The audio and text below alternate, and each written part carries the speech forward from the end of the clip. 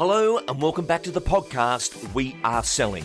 My name's Lee Woodward, the author of the Complete Salesperson course and the book Claiming Doors.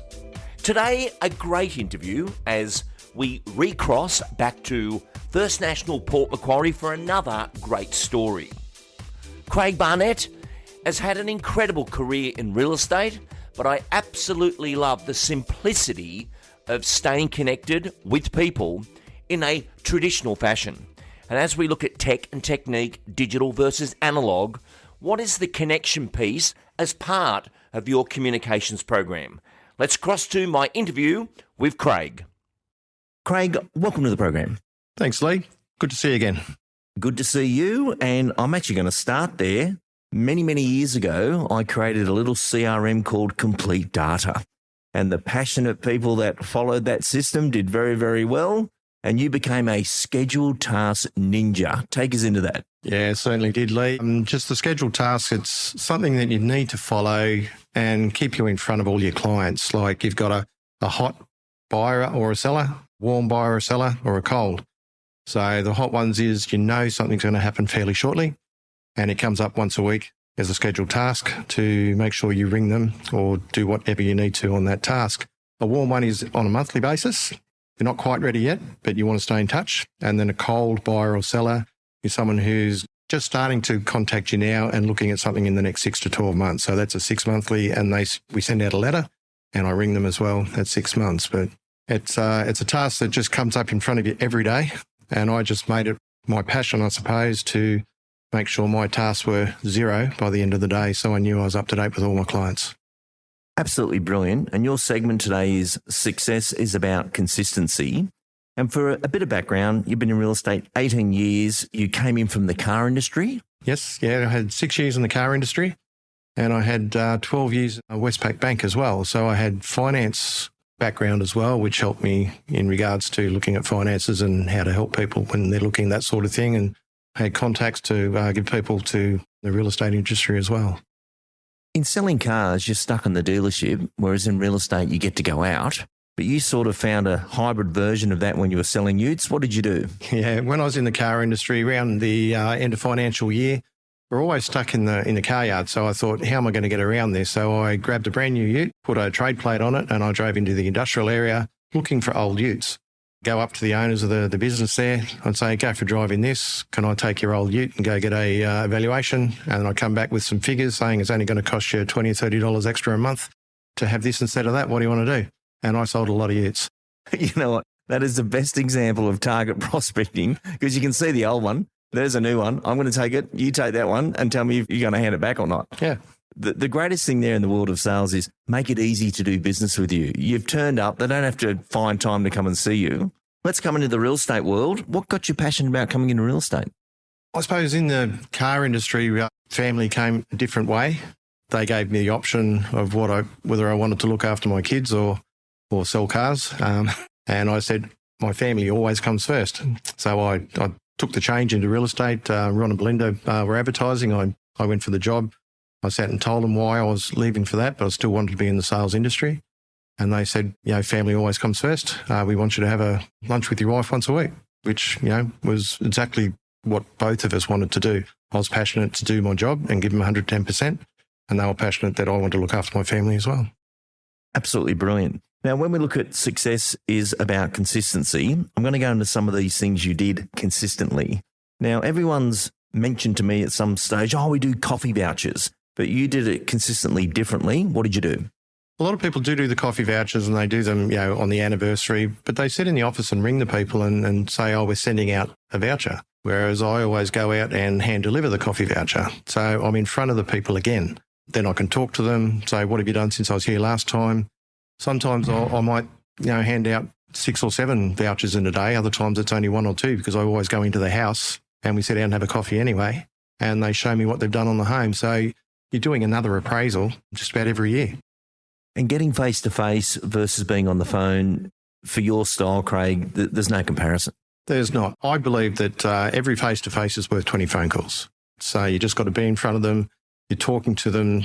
They can see that you're genuinely interested in them. Just a number. They're become a client and a friend.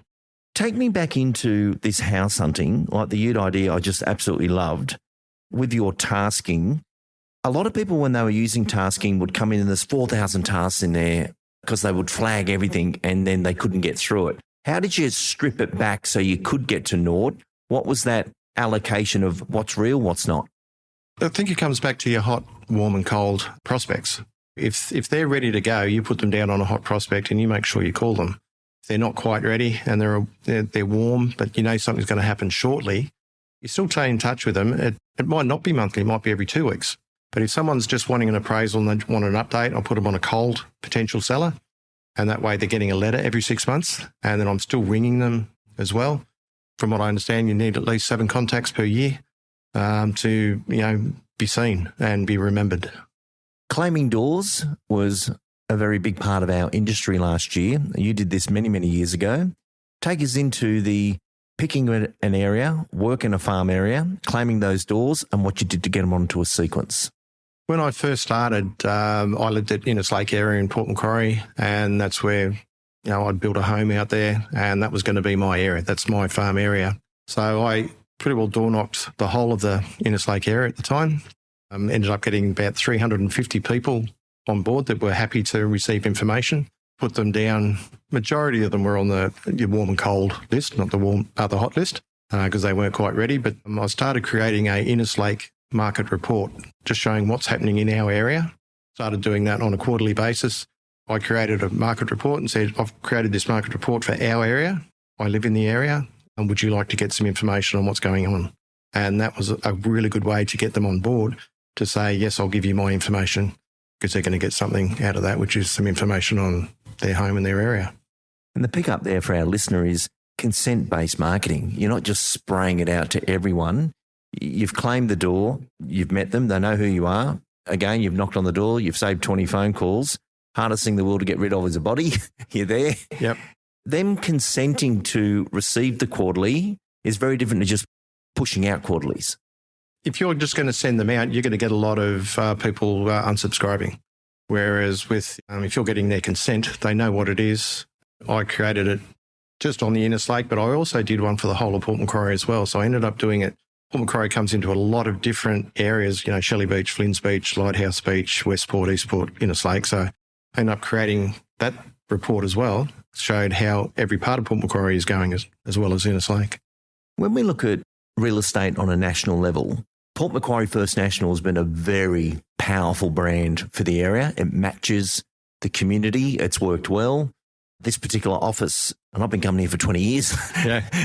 To walk in today is just amazing, but it's right in the centre shopping strip. It is a shop front, which is a marketing piece in itself.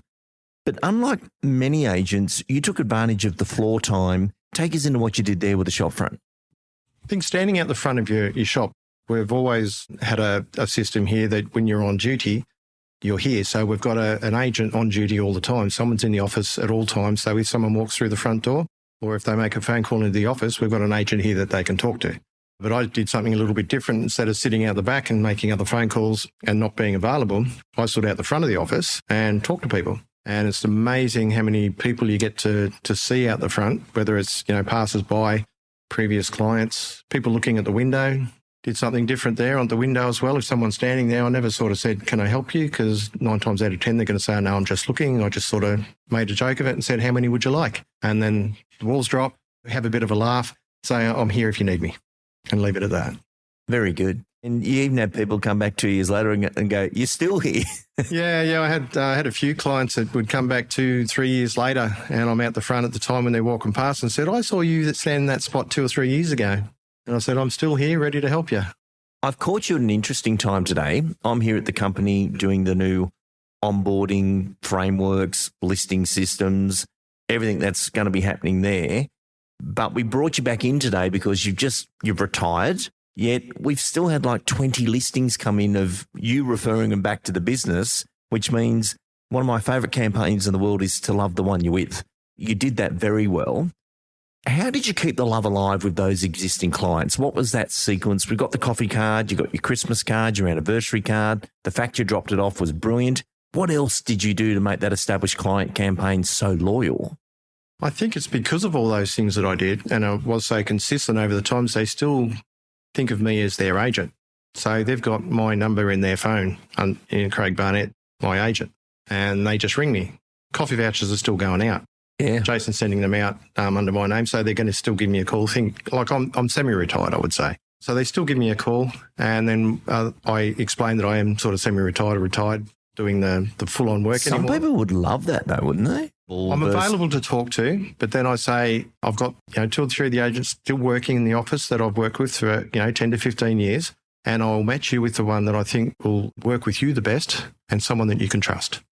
And then they really love it that I'm putting my name to them, to another agent in the office that will then look after my old clients and go from there. And the office has done a great job with, all the properties have all sold and been looked after. And I've talked to the clients since, and they said had a great job done.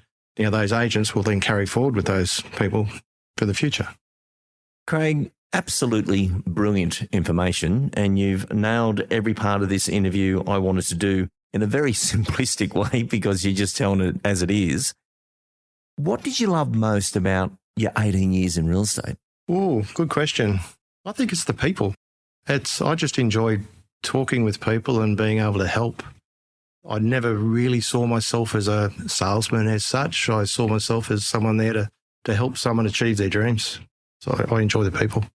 And for those people that are one day contemplating the final part of their career, how's the transition been? It's been really good.